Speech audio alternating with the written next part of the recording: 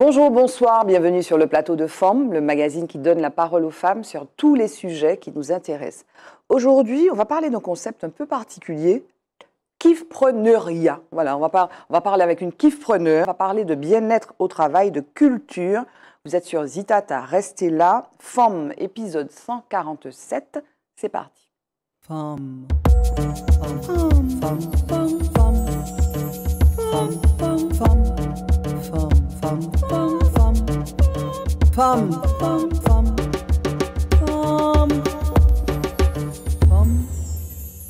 Femmes, et puis des femmes aujourd'hui, deux femmes comme tous les mardis sur Zitata à 20h10. Il y a avec moi Pascal Ahmed. Comment ça va, Pascal? Ça va bien, merci. Ça va? Très bien. Bon, merci d'avoir accepté mon invitation. Il y a en face de toi Meryl Fabre. Comment ça va, Meryl? Très bien. Ça va? Merci, mesdames, d'être là. Alors, j'ai un petit peu annoncé le sommaire. Est-ce que vous pouvez vous présenter? Meryl, est-ce que tu peux te présenter, s'il te Bien plaît? sûr, avec plaisir. Donc moi, je suis originaire d'une petite ville de Normandie qui s'appelle Ouistreham, les plages du débarquement. C'est à côté de Deauville, Exactement. d'Honfleur, Tout à c'est fait, ça, Cabourg. oui, voilà. Donc les plages du débarquement. Oui. Donc j'ai été éduquée avec on garde tout, on jette rien, on répare, voilà. Et tu connais bien cette histoire du débarquement? Ma grand-mère a vécu la guerre, elle me l'a contée quand j'étais petite et ça m'intéressait énormément. Et elle a vu des gens morts, joncher le sol et tout. Enfin, ça a vraiment marqué mon éducation. Mes deux grands-mères étaient vraiment très marquées par ça. Et comme quand on est enfant, on est souvent chez les grands-parents. Bien sûr. Et du coup, Heureusement d'ailleurs. j'en apprenais toujours beaucoup. Et puis du coup, chaque 6 juin, qui approche bientôt, il y a vraiment tout un cérémonial sur les plages du débarquement. Donc ça, c'est vraiment mon enfance. J'aimais pas trop la grisaille, donc dès que j'ai pu, je suis partie vivre à l'étranger. Donc pour ça, j'ai fait une école de commerce et j'avais vraiment cette envie de gamine de travailler dans la mode. Donc j'ai fait. Mais la mode, pourquoi? Alors, on s'arrête 2 secondes. Pourquoi la mode? Tu voyais quoi? Qu'est-ce que tu voyais?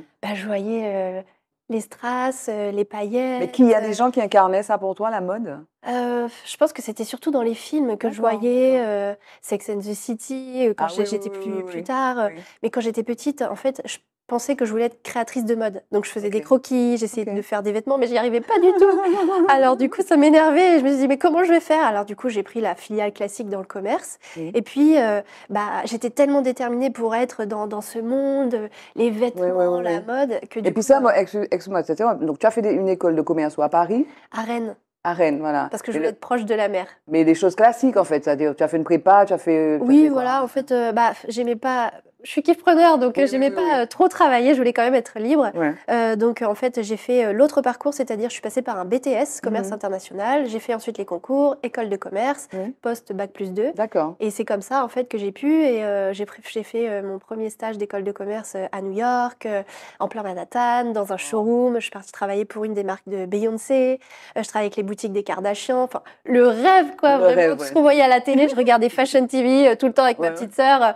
Voilà, quoi, c'était vraiment mon rêve qui se réalisait. C'était dingue. Donc j'ai commencé comme ça. Mais on va continuer parce que la mode, est-ce que tu es une fashion, toi? Moi, j'aime bien la mode. Moi, je ne comprends rien, moi, la mode. Tu comprends ça, tu comprends qu'on puisse payer, par exemple, parce que le business de la mode, c'est le truc florissant. Et la mode ne connaît pas la crise, quoi. Ne connaît pas la crise. Tout à fait. Bah oui, mais en fait, surtout nous, en tant que femmes, Oui. on se sent différente en fonction des tenues.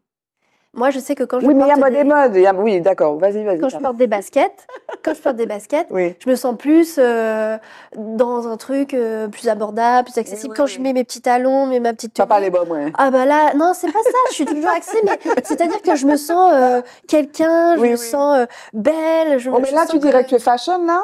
Tu es bien habillée. Alors, vous êtes bien habillée, mesdames. Il y a effectivement suivre les tendances. Parce qu'il y a des gens qui suivent les tendances, comment Rihanna s'habille, comment Beyoncé s'habille, comment machin. Alors ça, c'est fashion victime. Voilà. Oui, mais il y a une influence, si tu veux. Quand on te dit que c'est ce Balenciaga là qu'il faut porter. Par exemple, dernièrement sur Check One, les jeunes de Check One, c'est Yori Psyché qui parlait de Balenciaga qui a lancé un truc qui est un rouleau de scotch qui coûte un bras. Enfin, c'est vraiment le cas de le dire d'ailleurs.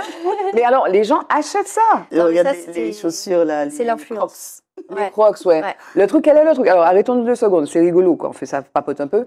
Quelle est la chose la plus inutile et chère que tu aies pu acheter, par exemple, dans cette logique-là, toi? Ça t'est déjà arrivé de craquer pour un truc en te disant c'est fashion, c'est mode? Non, pas trop. Pas trop, Moi, je quoi. suis pas trop mode. Puis il faut être comme ça, svelte, et puis mesurer 1,80 m, et puis être comme ça pour pouvoir porter les trucs que tu vois à la télé, non? Alors moi, toujours, la ouais. mode, je la vois différente, Oui. dans le sens où justement, j'ai toujours réussi à trouver les vêtements qui, moi, me vont et Oui. me mettent en valeur, qui suivent un peu les tendances, mais pas trop. Oui. Et j'ai toujours réussi à le faire pour les autres aussi. Et je trouve que la mode, Mhm. c'est plutôt la mode dans le sens où on est tout de suite élégante. Et nous, les femmes, Oui, on oui. se met belle Oui. grâce à la mode. Alors oui, effectivement, pas tomber dans le truc, j'achète dès qu'il y a une nouvelle collection. Oui. C'est pas ça, c'est plus utiliser le vêtement comme quelque chose Comme qui va rehausseur, vraiment voilà, nous de notre valoriser. féminité, notre féminité. Exactement. Bon, ceci dit, on parle des femmes, parce qu'on est dans une émission de femmes, mais les hommes aussi, hein. Les hommes, Ah ouais. ils ont leur tendance, ils ont leur style, par exemple au niveau coiffure, c'est ça aussi, c'est pas que les fringues. Je suis d'accord. Et alors du coup, tu es partie, donc tu as fait à Rennes, tu as fait ton école de commerce, et puis tu es partie, donc tu as vécu ton rêve américain, tu Ouais. es allée à Manhattan, Carrément. après tu es allée au Brésil, Oui. à Rio. Oui, j'ai fait Copacabana. mon master 2, ouais, à Copacabana, et estudei lá, à Rio. Et en fait, j'ai eu l'opportunité de faire un échange, donc j'ai fait mon master 2 là-bas, en commerce international. Après, je devais faire une année de césure, donc j'ai fait encore l'année de césure à New York. Et puis, en fait, New York, j'aimais pas le froid. Donc, ça me posait problème à un moment donné. Ouais, Wistriam, tu retombes dans un truc. Ouais, c'est quoi, je suis pas partie pour ça. Donc du coup, après j'ai essayé de travailler au Mexique. Après j'ai essayé de travailler à Los Angeles. Et en fin de compte, un jour je suis arrivée en Martinique et Et tu es restée. je suis restée. Quand est-ce que tu es arrivée? Il y a 6 ans et demi. Mais alors, tu dis que tu as fait du commerce parce que tu voulais voyager, mais tu aurais pu faire tourisme pour voyager aussi, hein, comme Oui. Pascal. Mais comme j'aimais la mode Ah oui, et voilà. le luxe et les Et tu aimes belles toujours, choses. et tu aimes toujours. J'apprécie vraiment les belles choses, tout D'accord. ce qui est fait à la main, notamment. C'est ça, en fait, c'est l'artisanat Oui. français. Et tout ce qui est valorisant à ce sujet, franchement, je trouve ça génial. C'est vrai qu'on a, et même nous aussi, ici, il y a un artisanat Oui. enfin, une mode aussi.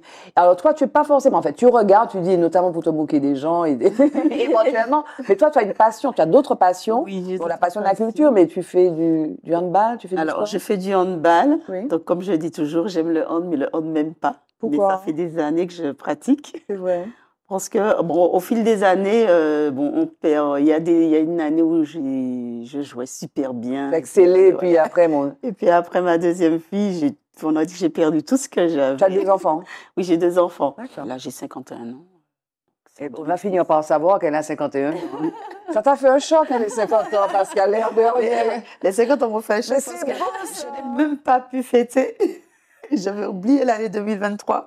Ah, pourquoi tu étais C'était une très mauvaise année malade? pour moi. Malade? Non, j'étais pas malade. t'es C'était bien, une très mauvaise année pour moi que je C'est laisse vrai derrière. C'est vrai. Et tu es résiliente, toi. Voilà. Quand tu dis que tu fais plein de choses, c'est-à-dire Oui, que tu je passes fais par plein des mauvais moments, tu te... Voilà, je me rattrape. Bon, c'est le propre de l'humain aussi. Oui, non? voilà. Donc, Non j'aide beaucoup les autres. Oui. Et bon, je n'attends rien en retour, mais j'aime beaucoup aider. Et des fois, tu es faire déçue. connaître. Oui, voilà, des fois, je suis déçue. Parlons-en. On sent qu'il faut que tu clashes le morceau, là. Parlons-en. Ah, je suis beaucoup déçue, C'est vrai. surtout par rapport au travail. Hein. Bon, C'est vrai. on va me le reprocher quand je vais revenir au travail, mais bon. Chaque fois que je dis le jour où je vois François Hollande, je lui dirai quelle belle connerie tu as faite, la loi NOTRe, qui n'est pas la mienne. Mhm. Enfin, quand c'est vrai que je faisais beaucoup de choses au Lamentin, D'accord. donc je vais toujours revendiquer ça. Et j'ai mis en place l'office de tourisme avec les collègues. Donc c'était un projet de longue date qui finalement a été mis en place. Et je faisais plein de choses. Au Lamentin. Au Lamentin. Et puis, il y a eu un regroupement, c'est ça? Voilà, il y a eu la fusion des offices de tourisme. Et, C'est les EPCI, quoi. Voilà, c'est- ouais. Et donc, là, tu es moins utilisée. voilà. Enfin, On peut le dire c'est comme que, ça ou pas oui. Tu as vu que ça se rejoint, vos thèmes, là. Toi, c'était... Voilà, moi, c'est... Moi, j'étais c'était trop- bon- moi, j'étais non, trop moi, c'est utilisée. bore out. Ouais, c'est toi, c'est bon. bon out. Tout Ce ce qu'on qui est bon, fait- ouais. voilà, ce qui fait que je me suis lancée dans l'infographie. Mhm. C'est quelque chose que je faisais à côté, mais j'ai voulu avoir le diplôme. D'accord. Et bon, Tu as fait une formation? Oui, j'ai fait une formation Super. de 8 mois, infographiste, metteur en page. D'accord. Donc, Et le bore, comment ça se passe, le bore out? Parce qu'on va parler du Ben, burn-out. le bore out. Tu ne travailles pas C'est beaucoup, l'ennui. quoi. C'est l'ennui au Je- travail. Le manque Voilà, d'épanouissement. D'accord. Bon, là, ça commence à se décanter un petit peu. Je fais des petites choses, D'accord. mais c'est vrai que Et ton Je analyse, rentre c'est chez que en fait, le regroupement a été fait de telle sorte c'était que mal pensé c'est pour pas les encore, c'est les peut-être pas dons. encore fini, quoi. C'était... En fait, je me dis que nous sommes que 4 communes et Les autres sont plus nombreux. Oui, oui. Mais je pense que ça n'a pas été bien pensé pour les DOM. Ah, c'est ça. Voilà, parce que, je sais pas, je vois que la quantité de choses que je faisais, euh, là maintenant l'Office de la culture a repris un Oui. peu le flambeau, mais je me dis que les choses qui avaient été retenues à faire sur le Lamentin et autres communes hein, D'accord. ne sont pas encore mises en pratique, quoi. Donc, bon, ben, on espère que tu seras entendu et puis que. Enfin, il y a de la volonté, Voilà. il y a de l'énergie qui peut-être n'est pas assez bien utilisée. Mais bon, Mais en je tout ne suis cas, pas la seule dans le cas. Non, non, non, mais on sait, on connaît. Enfin, c'est vrai qu'on parle peu de ça en réalité. Voilà. On parle beaucoup du burn-out dont toi tu as Oui. souffert que du burn-out. Oui, Et il y en a beaucoup. ça se dit, on sait qu'en Martinique, quand il y a eu des fusions notamment, on Voilà, parlait oui. du conseil général, on a entendu ça. Oui, tout On a à fait. entendu que des gens, et puis il y a des histoires politiques aussi, des gens qui sont. Oui, puis et c'est pas que dans la fonction publique. Non, non, dans le Dans privé les aussi. grands groupes, dans les C'est- grosses sociétés, il y en a c'est qui partout. sont mis c'est un de peu côté. ouais. Mais on a connu d'ailleurs dans l'actualité récente un cas extrêmement douloureux de gens qui manifestement Oui. se plaignaient de ça d'ailleurs, d'avoir pas été utilisés. C'est vrai que le travail, alors on vient de passer le 1er mai, le travail c'est la santé, quoi, c'est ça. On y vive la maladie. C'est vrai. Non mais alors, Non, toi, mais c'est vrai que. le travail c'est la santé. Alors gardons ça. Oui. Je vous propose, mais on reste dans le sujet. Ouais. Non, finalement, cette émission sera un petit peu thématique, vous allez voir. Focus.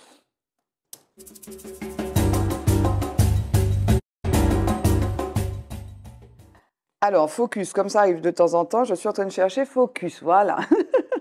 Je voulais vous parler dans un premier temps de cette tribune, en fait. Vous savez, j'aime bien prendre des captures d'écran de certains articles du Monde notamment, mais pas que. Là, je suis tombée sur une tribune, un article, voilà, la violence économique à l'égard des femmes est un angle mort de nos politiques publiques. C'est une tribune qui a dans le Monde, qui est signée par deux femmes socialistes, un député la secrétaire nationale du PS, Mao Claudouette Delmas, et le député, pardon, pas par deux femmes, Arthur Delaporte. Donc l'idée là, c'est de dire que, et ces deux personnes disent, il est urgent de réformer en profondeur certaines de nos institutions, les institutions françaises, telles que l'héritage ou les pensions alimentaires, qui conduisent au maintien des inégalités de genre sur des générations. Et voilà, et qui font violence en fait, qui font une violence économique aux femmes. Et alors, dans cet article, ces deux signataires disent encore, la violence économique est un phénomène massif. En 2021, un quart des femmes appelant le 39-19 dénonçaient des violences économiques au sein du couple. Donc il y a des violences physiques, mais il y a des violences aussi économiques. Selon le sondage de l'IFOP pour les Glorieuses, plus de 4 Françaises sur 10 connaissent au moins une forme de violence économique conjugale au cours de leur vie. Voilà, la violence économique, c'est que voilà, on n'a pas de travail, on est précaire et on subit dans le couple bien une forme de domination qui est liée juste au fait qu'on soit pas indépendant financièrement. Qu'est-ce que ça t'inspire, Pascal? Ben, ça m'inspire. Alors, en fait, j'ai souvent entendu parce qu'on ne travaille pas, on nous rabaisse. Et ça, c'est reproduit parfois aussi dans les films, on le voit. Ouais. Parce que je ne travaille pas, je suis moins que rien, je suis bonne à faire le ménage. Tu as été au chômage, toi? Non. Oui. Tu as connu le chômage? Oui. Après mon burn-out. Oui. Et comment tu as vécu ça? Très bien, parce que j'avais déjà l'idée de qu'est-ce que j'allais faire pour m'en sortir, et c'est devenu après une profession. Donc, ça a été une opportunité. ça a été une opportunité, mais ce que tu dis là, c'est super intéressant, et je pense que c'est le phénomène de notre société et qu'il ne faut pas le négliger. Et je trouve qu'on laisse de plus en plus de place à la femme, donc même s'il y a encore 4 femmes sur 10, je crois, dans les statistiques, Oui. je pense que c'est quand même appelé à diminuer parce que la femme reprend son pouvoir. Oui. L'entrepreneuriat féminin est de plus en plus en train de se développer. On peut avoir un business, même quand on est maman, au foyer. Et je pense que ça leur redonne aussi un développement intellectuel pour pas avoir le burn-out à la maison parce qu'on s'occupe que des enfants et qu'on a plus à faire et à donner. Et je pense que tout ce qui est mis en place dans notre société, mine de rien, contribue au fait qu'il y en ait de moins en moins et que la femme, elle soit vraiment épanouie et que ce soit plus la femme qui fait des enfants et qui s'occupe des enfants. Elle a aussi ça sa évolue. place. Bah oui, grâce à la pilule aussi notamment, grâce à plein de choses, les garderies. Enfin, il y a aussi le phénomène sociétal, social, où la femme, des fois, elle culpabilise Parce Oui. qu'on la voit comme, elle a fait des enfants, il faut qu'elle s'en occupe, il faut qu'elle se soit une bonne Oui, mère. mais elle a fait d'enfants avec quelqu'un éventuellement, donc Bien la sûr, personne mais aussi on a peut s'en occuper. encore Tout à fait. dans les mœurs, Oui, la mentalité. Ouais, c'est la mentalité qu'il faut Ouais. faire changer parce que les choses changent Oui, et on a encore la mentalité qui doit suivre. bien Et sûr. je trouve qu'il y a beaucoup de choses qui Et alors, changent. dans cette tribune-là, donc signée par le député Arthur Delaporte et puis Mao Chaudouette-Delmas, donc il est rappelé, donc selon l'INSEE, le revenu salarial moyen des femmes, donc on parle de la France Ouais. hexagonale, hein, des femmes est encore inférieur de 23,5% à celui des hommes. Ok. Et l'articulation des temps de vie professionnelle et familiale est devenue plus contraignante encore pour les femmes depuis le Covid. C'est-à-dire que ils tempèrent un peu ce que tu dis. Ils disent que depuis le Covid, si tu veux, On les a. l'harmonisation entre vie professionnelle et familiale, qui a gagné, c'est encore une terre un peu à gagner, enfin à conquérir pour les femmes, eh bien, il y a un petit recul. Et alors, dans la continuité de ce texte, je voulais qu'on regarde cette bande-annonce. Regardons. Checkmate, I just got a checkmate. Only rock with the real, you can't check. Mademoiselle, je peux vous aider? Bienvenue au royaume des larbins. Bon, je vous présente Eva. Vous lui montrez les règles et le fonctionnement de la maison. Je sais faire mon métier, hein. Je faisais 25 chambres à l'Ibis. Tu viens m'aider, Kim Kardashian. Tu te grouilles, j'ai pas que ça à faire. Tu te recoinces. Ça, c'est attitude Ibis. Ça, c'est attitude palace, c'est classe. T'as attitude palace, toi? 9008 la nuit. Bienvenue dans un palace. Non, je ne touche pas à ça. Hein. Mais c'est pas vrai. Non, je ne touche pas à ça. Jamais. Venez soutenir les femmes de chambre qui protestent contre les cadences infernales. Franchement, je comprends pas ce que t'as contre elle. Tu sais ce qu'elle revendique, c'est pour avoir de meilleurs salaires, des meilleures conditions de travail. Je préfère avoir un dos en vrac qu'un dos au chômage, tu vois ce que je veux dire ou pas? Ils veulent pas négocier. Il y en a marre d'être invisible. Il y en a marre qu'on nous exploite. Tu crois que ça sert à quelque chose tout ça? Tu crois vraiment qu'ils vont faire bouger les choses là? On n'est rien pour eux. Si on continue à manifester comme ça, on va pas aller bien loin. Il faut qu'on organise un truc pendant la Fashion Week. Fais venir Jean-Paul Gaultier là, tant que tu y es là. Bienvenue au défilé des femmes de chambre. Vous pouvez faire la grève. 6 mois, on bougera pas le petit doigt. Qu'est-ce qui se passe? Elle est tombée, elle est cassée. Checkmate, I just got a checkmate. Only On demande juste à être écouté et considéré. and you can find me where the Nous, on aime notre travail. On aime l'hôtel. C'est pour ça qu'on crie. On lâche rien. J'ai jamais vu des bâtons comme vous. checkmate. I just got a checkmate. C'est quel style, ça? Brigitte Macron.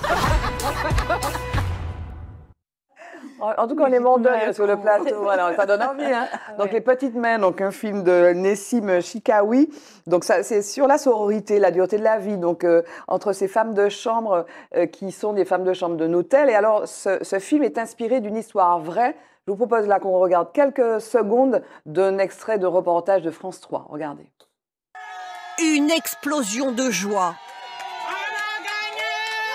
En grande tenue, les femmes de chambre de l'Ibis Batignolles de Paris fêtent leur victoire après 22 longs mois de mobilisation. C'est fini. La maltraitance, c'est fini. Nous sommes fiers de nous. Nous sommes fiers de nous. Franchement, on a tenu ce combat jusqu'au bout. On n'a rien lâché et j'étais sûre qu'on allait gagner. Voilà, 22 mois de grève. C'était en 2019. Rachel Keke, qui est devenue une icône aussi de LFI, qui a été élue, députée, donc qui siège à l'Assemblée nationale aux côtés de la France insoumise. Et donc voilà, ces femmes, c'est montré dans le film, c'est montré, donc c'est inspiré de cette histoire, se sont rassemblées 22 mois de grève pour obtenir de meilleures conditions de travail, pour obtenir des remboursements. Par exemple, des fois, elles amènent les produits d'entretien. Enfin voilà, donc qu'est-ce que vous pensez de ça? Qu'est-ce que ça vous inspire, ces histoires?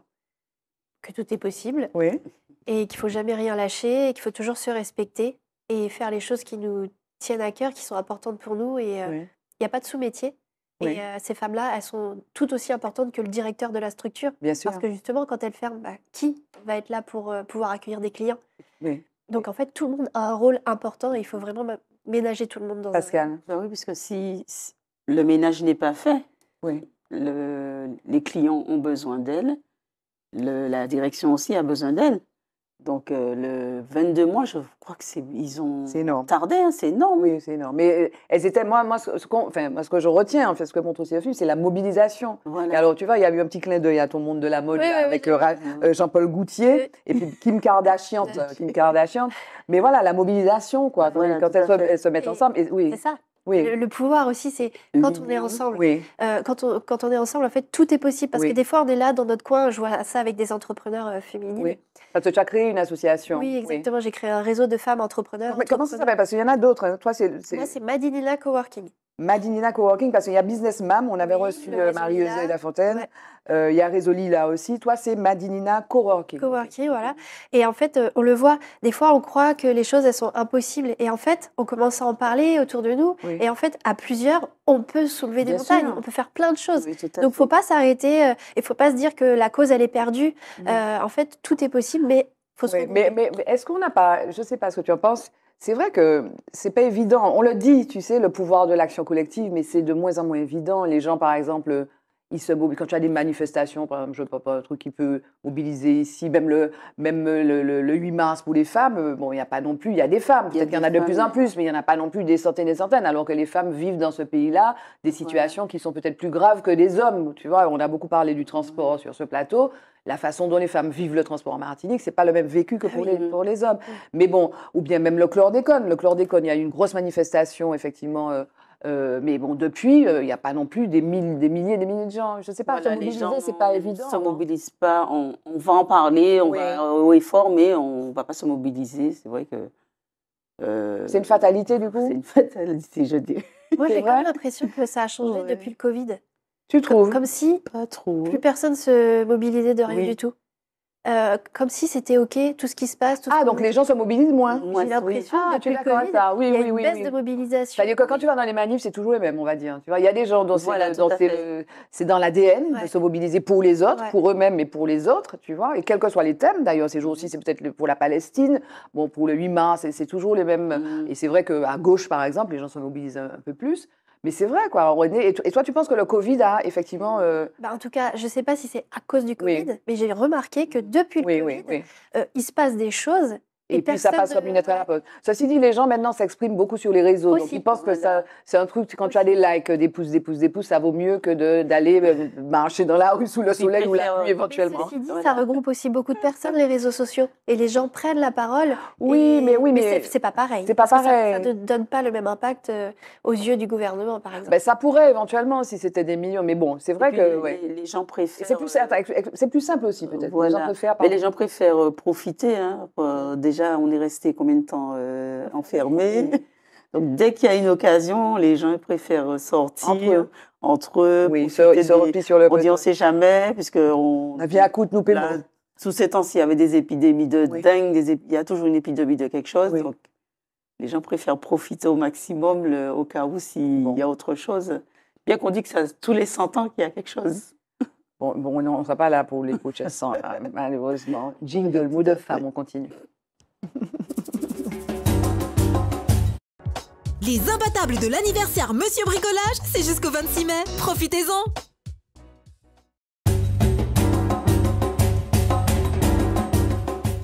Retour sur le plateau. Venons-en maintenant à... On a parlé de burn-out. Donc, tu as fait un burn-out et puis tu as décidé que tu allais changer de vie et que tu allais prendre la vie finalement. On a beaucoup parlé du temps, hein, puisque Pascal nous a parlé de son âge.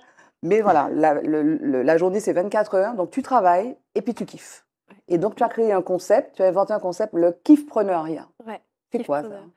Eh ben, en fait, effectivement, la mode, c'était super. Mais en fait, si on lâche ou si on n'est pas content, en fait, il y en a 100 qui attendent derrière. Oui. Donc, en fait, on a une pression monstre. On ne veut pas perdre notre emploi et on adore ça. Et en fait, on se tait et j'ai fini par faire un burn-out.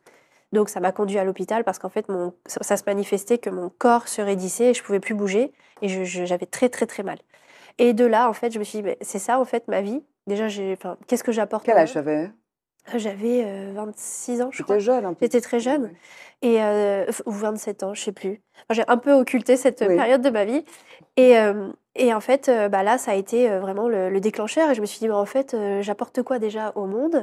Qu'est-ce que moi, ça m'apporte finalement? En fait, je suis en train de travailler pour quelqu'un. Mes journées, je ne peux pas bénéficier des congés comme je veux.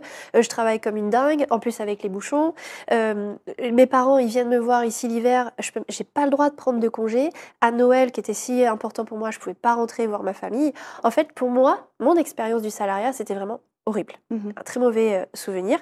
Et donc, de là, je me suis dit, mais ça peut pas être comme ça la vie, parce que j'ai connu notamment mon papa qui était mon modèle. En fait, il était entrepreneur et lui, il voyageait beaucoup, il kiffait ses journées. Et je me suis dit, mais moi aussi, je veux ça. Et donc, du coup, j'ai saisi cette opportunité de devenir entrepreneur avec une seule idée en tête, c'est que je puisse vivre la vie que je veux et qu'à terme, je puisse travailler le temps que je veux, quand je veux, avec qui je veux, où je veux. Et c'est vraiment ce que j'ai essayé de mettre en place. Et en fait, il m'a fallu 3 ans pour passer du burn-out à kiffpreneur. Et donc, comme j'ai réussi à le réaliser, je suis partie 2 mois en voyage à Bali, je travaille 5 heures par jour, ça ne m'empêche pas de générer un beau chiffre d'affaires, d'avoir un beau salaire. Tout ça, c'est possible. Et tu arrives à te dire que tu travailles 5 heures par jour? En fait, c'est même ça qui a été déterminant dans mon succès. Parce que ça m'a obligée à être focus. Et à plus partir, à me disperser. Quand on a beaucoup de temps pour faire une tâche, on prend notre temps. Et en fait, quand on n'a que 5 heures, quoi. On n'a pas. Il n'y a pas une histoire de temps, il n'y a pas un problème de temps, il y a un problème de focus. Là, j'ai changé ma productivité. Et en plus, au-delà de ça, c'est-à-dire que travailler 5 heures par jour et puis kiffer le reste de la journée, moi j'adore surfer, j'adore aller faire du kitesurf, j'adore aller à la mer, en fait, ça nous apporte un énorme équilibre. Et tu es plus efficace, efficace quand je travaille. Et aussi, ça m'a permis d'écouter mon rythme. Moi, je suis plus efficace le matin et puis en fin de journée. Le reste de la journée, ça m'embête de voir le soleil et le paysage ici, pas en profiter. Et en fait, du coup, je travaille quelques heures le matin, quelques heures en fin de journée.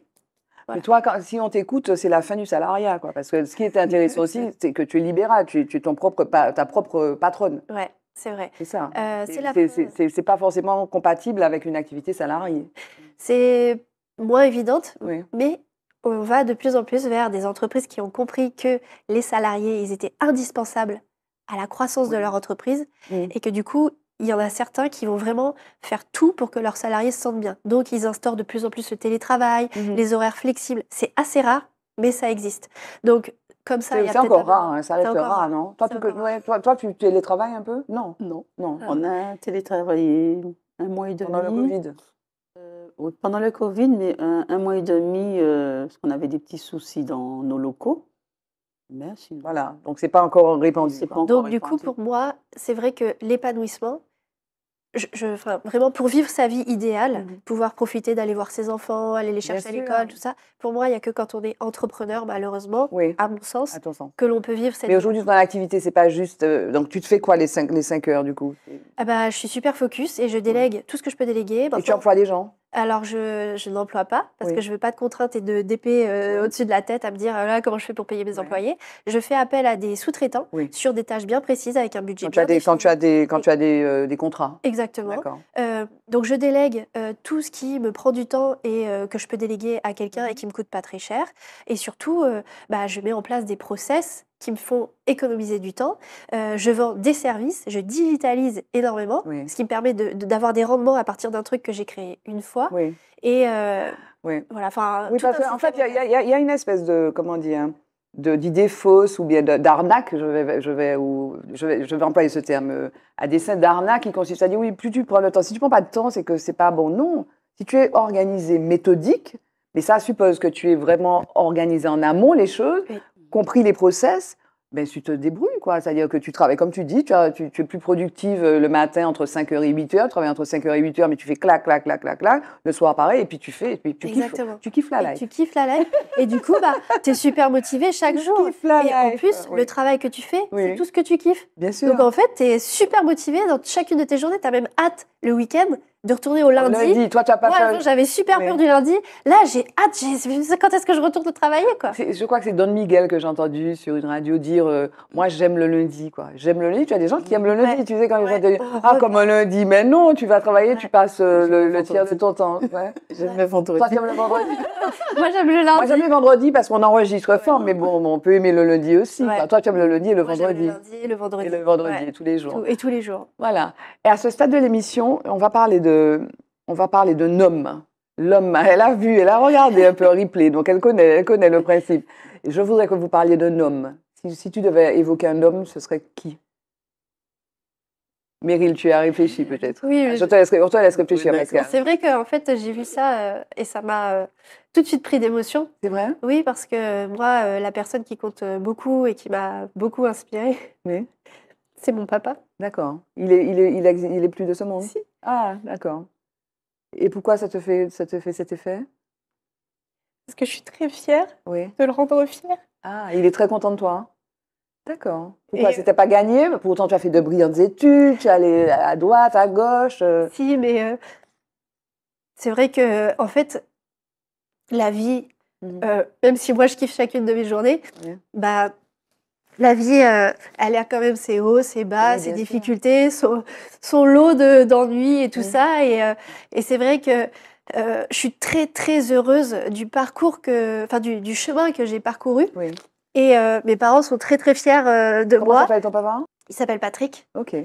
Et en fait, si j'en suis là aujourd'hui, c'est grâce à mes parents. Oui. Alors, je parle de mon père parce qu'il faut choisir un homme. Oui, mais comment s'appelle ta maman? On va lui rendre Ma maman, elle hommage. s'appelle Martine. Voilà, parce que ton papa t'a pas fait seul. Et en fait, c'est vrai que ce que j'ai constaté dans les gens que j'accompagne, dans les gens que je rencontre qui disent mais Meryl, comment t'as fait? Quelles sont tes clés de succès? Oui. En fait, je reviens toujours au même, c'est mon éducation. Oui. C'est les parents que j'ai L'éducation. eus. Mais c'est quoi les principes qu'ils t'ont donnés? En fait, justement, j'ai fait le point ce week-end au congrès de l'entrepreneuriat féminin. Oui, tu organisé participais par à Aurélie, ça. parce que derrière ma conférence, en fait, les gens sont venus me voir. Mhm. Et quand je faisais le point, je dis, en fait, moi, c'est simple. C'est mes parents, ils m'ont appris depuis toute petite à générer des revenus. Ah ouais? Ouais, c'est-à-dire Toute petite que comment, toute petite? 6 ans, Ah oui. j'étais en foire au grenier. La veille, j'étais dans le jardin de mon grand-père à cueillir du muguet Et tu et faisais les du vendre au business, 1er mai. le 1er mai, ouais. Exactement. Capitaliste, capitaliste, capitaliste. Après, je vendais des jonquilles sur les parkings de Oui, oui. supermarchés. Après, je faisais des bougies pour la famille. Oui. Après, je faisais du ménage. Après, on a créé... Parce que ton père était entrepreneur. Exactement. Ok. Et donc, du coup, j'ai toujours eu ça. Donc, j'ai appris à générer des revenus. Comme c'était mine de rien une famille modeste, Oui. j'ai appris du coup à être super économe. Et Un peu radin? Je suis très généreuse. Mais tu fais attention. Et voilà, il y a des priorités dans les Oui, oui, dépenses. oui, On oui, va oui, dire oui. que c'est pas ma priorité Ok. d'aller sortir ou quoi, par exemple. D'accord. Très économe et débrouillarde. Se débrouiller avec pas grand-chose. Oui. Et je vois beaucoup d'entrepreneurs qui se lancent, qui veulent tout de suite acheter ci, acheter Oui, ça. oui, oui. Non, débrouille-toi avec les moyens du bord, Oui. fais des échanges, troque, Mhm. vois qu'est-ce que tu peux apprendre sur YouTube. Et franchement, je pense que ces 3 concepts-là, ces 3 piliers d'éducation m'ont énormément aidé. Et le C'est Patrice, petit bonus, le petit bonus, ça a été vraiment, je pense, mon père qui est issu d'une famille très pauvre et qui a quand même réussi à Très vivre pauvre. Ah ouais. vivre sa vie de rêve. Il a perdu son père très jeune. Ils étaient 4 enfants. Et en fait, lui, il a réussi à se construire. Et en fait, il m'a toujours dit, Meryl, tu veux aller à New York? Tu vas y aller. Crois en toi. Oui. Et au cas où, tu sais que tu as ta Et chambre puis ici. travaille quand même, travaille. Tu as Et travaillé. travaille. Parce que tu as fait des études, J'ai quand tu as même pu faire beaucoup des études, tu as beaucoup travaillé. Et puis ils t'ont permis, t'ont accompagné. J'imagine qu'ils étaient derrière toi pour les études. Mais pas financièrement. Pas financièrement. C'est moi qui ai payé, Les études. j'en ai pour 30 000 euros De près. de prêt. Ok, bon. Ça fait drôle. Oui. Mais en fait, ils m'ont appris aussi la valeur de l'argent. Oui. Et là où je les remercie, c'est qu'ils m'ont appris à générer des revenus. Donc en fait, eux, ils m'ont donné pas des billets, Oui. mais la planche à billets. Bien Et sûr. ça fait toute la différence. Oui, oui. J'ai appris la valeur de mes études. Du coup, j'étais vachement investie Oui. parce que je savais que c'était moi qui les payais. C'est pas du Donc, tout la même approche de la C'est vie. clair, c'est clair. Ouais, finalement, on pourrait se dire, oui, bon, t'as pas eu de chance, t'as Ben pas eu non. tout l'argent que tu voulais. En fait, Ben si, non. parce qu'aujourd'hui, je sais que je peux générer des revenus, que je peux me sortir d'une Bien galère. sûr. Je suis à Et tu n'as pas l'abri de plein peur. de choses. Et j'ai pas peur. Tu n'as pas peur. Ouais. Mais ça, si tu n'avais pas eu cette culture qui te venait de tes parents, tu aurais eu peur. Parce que quand tu l'as pas, cette culture-là, tu l'as pas. Il faut que quelqu'un vienne te dire. Et puis, c'est pas forcément mal. Parce qu'on peut aussi avoir l'idée, oui, faire du business, c'est mal. Quoi. Gagner de l'argent, c'est mal. Tu vois, c'est te dire. Alors que non, là, c'est une approche qui est une approche non pas de survie, de vie, quoi. Et puis d'activité. Et tu l'as dit, toi, tu es contente du lundi. Tu aimes bien le lundi. Mais tu es ton propre patron. Ouais. Et alors, toi, est-ce que tu as eu le temps de réfléchir à l'homme, Je dirais le que petit c'est mon époux, Oui. puisque... Qui s'appelle, alors, qui t'a fait changer de nom. Avant, c'était Pascal Raymond sur les livres. Maintenant, c'est Pascal Ahmed. On a même écrit Pascal Ahmed. Florent Ahmed. Florent. Donc, alors, je vais dire, il m'a beaucoup aidé, surtout quand je suis tombée malade. oui. Alors qu'il y en a d'autres, dès que la femme tombe malade, ils disparaissent. Lui, il était là, il s'occupe des enfants, et donc il est toujours en train il m'encourage. Bon, comme tout le monde, il y a des hauts et des bas, mais il est toujours là pour m'encourager. Pour quand il faut recadrer, m'écouter, emmener des idées. Donc, voilà, quoi. Quand j'ai une idée, il m'encourage. Bon, si vraiment il voit qu'il y a des petites choses, des petits pièges, il va me dire, oh, il y a ça, mais fais attention et tout. Ok. Donc, voilà. Donc, vous êtes c'est un partenariat.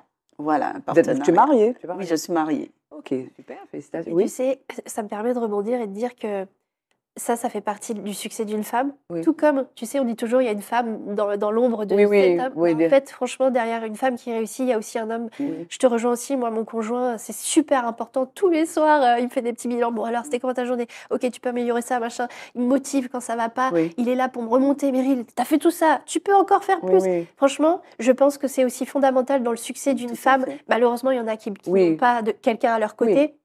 Mais quand on a quelqu'un à nos côtés, Ça qui est aide. bienveillant. Mais quelqu'un qui comprend aussi la logique. Eh ben, franchement, on peut vraiment. Parce que si cette personne n'a pas non plus la même culture que toi, cette personne peut te faire peur. Te dire oui, mais tu vas pas y arriver. Comment tu fais ça? Cherchons un CDI. Ou bien il y en a qui ne s'intéressent pas du tout. C'est pour ça qu'il faut trouver l'âme sœur. Il y en a qui ne s'intéressent pas du tout à ce qu'on fait, alors que lui, il y en a, ils s'intéressent. Et ça aide. Ils participent, ça aide. Okay. Eux aussi, ils demandent conseil. Bien sûr. Donc après, c'est... Et l'âme sœur, tu tenais, c'est ton âme sœur. Ouais, c'est j'avais une dédicace à Patrick, on sentait qu'elle voulait dire. Tu peux le regarder là, comment il s'appelle? Allez. Cédric. Cédric, allez. Cédric, je t'aime, Cédric. Voilà. Le mot de la femme.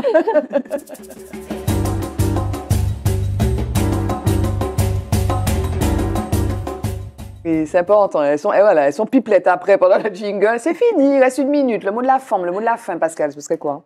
Alors, le mot de la forme, le dernier mot n'hésitez pas à faire de vos rêves de la réalité. Okay. Comment dire? Voilà, les Anglais diraient just do it. Just Pensez. Ouais, Meryl, le mot de la forme, le mot de la fin, ce serait quoi? Écoute, je rejoins vraiment Pascal. Oui. Croyez en vous, vous pouvez tout faire. Oui. Allez chercher la force, l'objectif. Bon, avec un conjoint, des fois, ça peut aider, avec on a compris. Conjoint, ça peut être cool. Voilà. Et ouais, franchement, il faut croire en soi, fixer c'est quoi sa vie idéale et en fait, trouver le chemin pour y aller. Oui, trouver et puis y aller, quoi. Puis, et puis le plus dur reste à se débarrasser de ses peurs.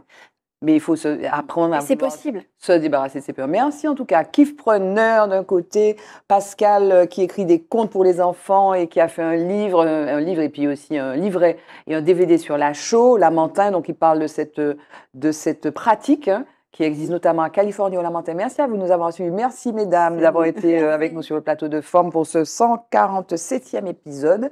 Merci à David qui est derrière là, qui réalise cette émission, et puis à Marty qui nous maquille. Merci à vous pour votre fidélité. Je vous retrouve le mardi à 20h10 sur Zitata. Bye bye. Femme.